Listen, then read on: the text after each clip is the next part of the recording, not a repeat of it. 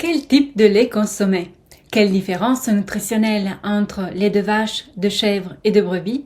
Et surtout, comment les intégrer dans l'alimentation quotidienne?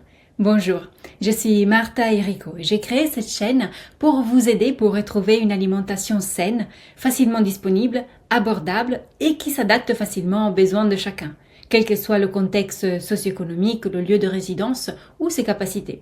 C'est un objectif ambitieux au jour d'aujourd'hui que nous pouvons atteindre avec un peu de bonne volonté.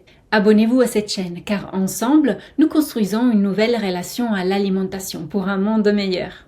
Aujourd'hui, nous allons parler des différents types de lait, bons ou pas bons pour la santé, lesquels choisir, lesquels éviter. La plupart du lait que l'on trouve dans le commerce a été modifié industriellement. Souvent, il est écrémé ou demi-écrémé, parfois entier, et plus rarement, il est encore frais dans les frigos des magasins.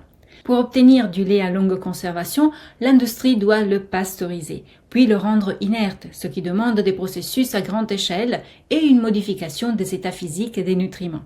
Dans la vidéo « Ce que le lait ne vous a jamais dit », je vous ai parlé des différents états de ces nutriments et de leurs particularités. Aujourd'hui, on va voir comment utiliser le lait au quotidien. Considérons que toute manipulation industrielle éloigne le lait de son état physique d'origine et modifie sa composition nutritionnelle.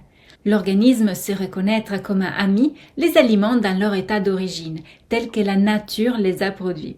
Toute dénaturation change la structure moléculaire des aliments, qui deviennent moins facilement reconnaissables par l'organisme. Par conséquent, notre corps doit fournir un effort supplémentaire pour les déstructurer, les digérer et les utiliser. À la simple lumière de ces éléments, il serait légitime de se poser de sérieuses questions concernant le lait. Comment utiliser le lait alors ? Il est important de souligner que le lait acheté dans les commerces est déjà pasteurisé et que par conséquent, il n'a pas besoin d'être bouilli avant de le consommer. La pasteurisation, qui consiste à chauffer le lait à une température spécifique pour éliminer les micro-organismes pathogènes, permet de garantir la sécurité sanitaire du lait. Faire bouillir le lait dénature ses protéines, en rendant le lait plus difficile à digérer, ce qui explique que de nombreuses personnes se plaignent de troubles digestifs après l'avoir consommé chaud. Il suffit alors de boire le lait froid, sans le faire chauffer, ou même d'y ajouter quelques gouttes de citron pour éviter ces désagréments. C'est une astuce utile à connaître, car la vitamine C présente dans le citron favorise une meilleure assimilation du calcium présent dans le lait. Rassurez-vous, l'ajout de citron en petite quantité dans du lait froid ne le fait pas cailler, à condition de le boire rapidement. Et encore, souvenez-vous que le fait de faire bouillir le lait détruit, appauvrit ses qualités nutritionnelles. C'est une information à retenir aussi lorsque l'on souhaite utiliser le lait dans de nombreuses préparations culinaires, comme par exemple la sauce béchamel ou des flan. Dans ce type de préparation, la cuisson du lait rend ces recettes plus difficiles et complexes à affronter pour le système digestif. C'est un petit rappel sur lequel je reviendrai plusieurs fois dans les prochaines vidéos. Abonnez-vous à cette chaîne car bientôt, je vais commencer à vous présenter des recettes réalisées sous vos yeux. N'en perdez pas une seule. Le lait frais alors, bon ou pas bon? Lorsqu'il s'agit de lait fraîchement tiré de la vache ou d'autres animaux à lait, comme la brebis, la chèvre, l'ânesse ou la jument, il est impératif de le faire bouillir à un court instant pour le stériliser avant consommation. Ce lait peut contenir des micro-organismes ou des germes pathogènes. Une courte ébullition permet ainsi d'assurer la stérilité du lait et de prévenir tout risque pour la santé. Voyons maintenant les différences entre le lait de vache, de brebis et de chèvre. Selon l'animal, le lait présente des caractéristiques nutritionnelles spécifiques. Il n'y en a pas un qui soit meilleur des autres. Ils peuvent tous nous servir selon nos besoins personnels, car nous sommes tous différents et nos vies connaissent toujours des hauts et des bas, ce qui fait que nos besoins changent continuellement.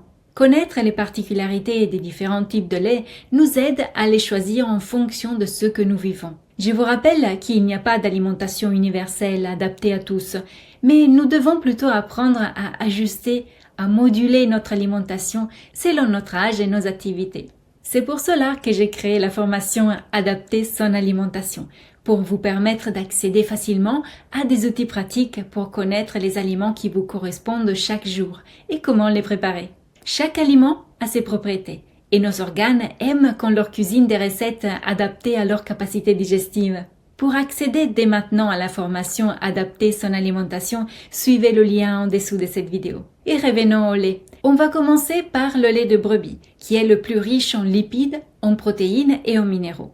Avec environ 6,9 g de lipides pour 100 ml, il constitue une source dense de nutriments, pouvant s'avérer bénéfique en cas de déficit nutritionnel. S'il n'y a pas de besoin avéré pour une densité nutritionnelle importante, faites attention aux excès de nutriments, car ils peuvent peser lourd sur la balance du travail des reins et du foie. Souvenez-vous que les reins doivent toujours être protégés, car ils se renouvellent très peu par rapport aux autres organes.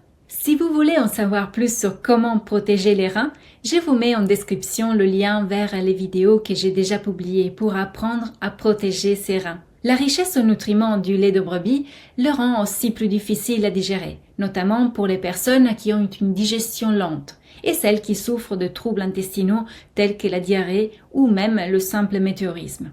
Le lait de vache est donc celui qui permet plus facilement de bénéficier de nombreuses vertus du lait à condition de le préférer entier et frais et de ne pas le faire chauffer avant sa consommation. À propos du lait de chèvre, qui semble revenir à la mode aujourd'hui, il présente des particularités intéressantes. La chèvre apprécie particulièrement l'écorce et les bourgeons des plantes, ce qui limite la présence de substances potentiellement allergènes par rapport à d'autres animaux nourris de manière plus diversifiée. Cette caractéristique peut rendre le lait de chèvre acceptable par les personnes qui normalement ne tolèrent pas les autres types de lait. Le lait de chèvre est lui aussi très riche en nutriments. C'est pourquoi nous devons restreindre sa consommation à des périodes de besoin et de carence, sans en faire un produit de consommation régulière. Tout excès de nutriments finit par faire ralentir les organes au lieu de les aider. Si vous souhaitez en savoir plus sur le lait, j'ai prévu d'autres vidéos à ce sujet.